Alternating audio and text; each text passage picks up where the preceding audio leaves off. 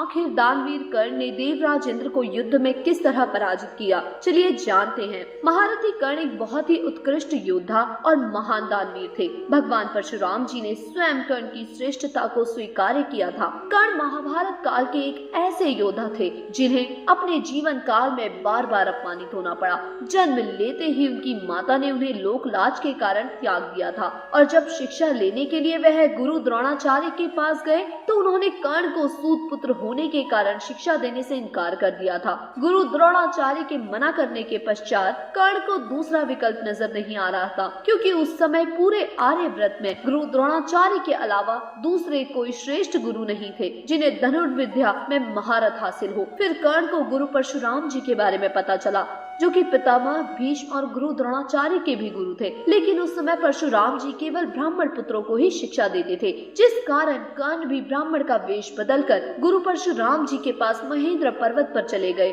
और उन्होंने अपने को एक ब्राह्मण पुत्र बताकर उनसे शिक्षा ग्रहण करने लगे। तब कर्ण की अपने गुरु के प्रति आदर और निष्ठा देखकर भगवान परशुराम जी ने एक एक कर सभी दिव्य अस्त्रों की शिक्षा कर्ण को देने लगे। कर्ण के शिक्षा प्राप्ति के दौरान एक बार आश्रम के आसपास के रहने वाले लोगों की भीड़ भगवान परशुराम जी के पास आई और उनसे विनती करने लगी कि हे प्रभु, हमारे और हमारे परिवारों की रक्षा कीजिए। पूर्व कई वर्षों से हमारे यहाँ पर वर्षा नहीं हुई है, जिस कारण हमारे यहाँ पर खेत और फसल सभी सूख गए हैं। पीने का पानी मिलना भी दुर्लभ हो गया है। कृपया आप हमारी रक्षा कीजिए। तभी परशुराम जी ने कर्ण को आज्ञा दी और कहा, हे कर्ण, जाओ और इंद्रधनुष का निर्माण कर इंद्रदेव का आवाहन करो। गुरु की आज्ञा पाकर कर्ण ने इंद्रधनुष का निर्माण किया, जिस कारण इंद्रदेव को न चाहते हुए भी कर्ण के सम्मुख आना पड़ा। फिर कर्ण ने इंद्रदेव से निवेदन किया और कहा, हे गुरुदेव, आप कृपया वरुण देव को वर्षा करने की अनुमति दे। जिसके पश्चात इंद्रदेव ने वर्षा करने से मना कर दिया। तब इंद्रदेव ने कर्ण को कहा कि हे बालक, तुम्हें लगा कि तुम इंद्रधनुष का निर्माण कर तुम इंद्रदेव का सामना कर लोगे।